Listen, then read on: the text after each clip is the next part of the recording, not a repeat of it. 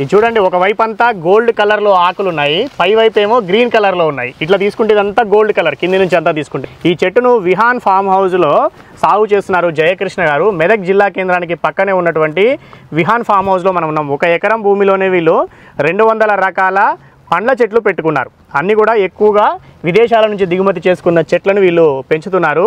ఎన్నాళ్ళు అవుతుంది ఈ చెట్టు పెట్టుకొని? బాగానే ఏపుగా పెరిగి 1.5 year కాసిందా ఇప్పటికే? ఫ్రూట్స్ వచ్చినాయి, 4 ఫ్రూట్స్ వచ్చినాయి దీని నుంచి. ఇప్పుడు మళ్ళీ మనకు ఫిబ్రవరి నుంచి మళ్ళీ ఫ్రూటింగ్ వస్తుంది. అంటే ఎందుకు ఈ ఆకులు ఇట్లా పై వైపు చూస్తేనేమో గ్రీన్ కలర్ లో ఉన్నాయి, కింది వైపు చూస్తేనేమో గోల్డెన్ కలర్ లో కనపడుతుంది? ఇది లీఫ్ స్ట్రక్చర్ ఇట్లాంటిదండి. సో దీని లీఫ్ అనే సన్లైట్ పడ్డప్పుడు డార్క్ ఇట్లా గ్రీన్ గోల్డెన్ కలర్ వచ్చేసరికి ఏమైతే అంటే దీన్ని గోల్డెన్ మిల్క్ ఫ్రూట్ అని అంటారు. యాక్చువల్ గా ఫ్రూట్ ని కట్ చేస్తే మిల్క్ స్ట్రక్చర్ వస్తుంది లోపల. సో లీఫ్ అండ్ ఫ్రూట్ రెండు మిక్స్ చేసుకుని గోల్డెన్ మిల్క్ ఫ్రూట్. పాలు వస్తాయి లోపల, పాలు వస్తాయి, తెల్లగానే ఉంటాయి, తెల్లగానే పర్పుల్ కలర్ అండి, పర్పుల్ కలర్ మిక్స్ అయి ఉంటాయి. సో దీన్ని కలుపుకొని గోల్డెన్ మిల్క్ ఫ్రూట్ అంటారు. అంటే ఫ్రూట్ ఎట్లా ఉంటుంది? టేస్ట్ స్వీట్ ఉంటుంది, స్వీటే ఉంటుంది. తినాలనిపిస్తుంది. అంటే ఎక్కడ ఆరిజిన్ ఈ మొక్క?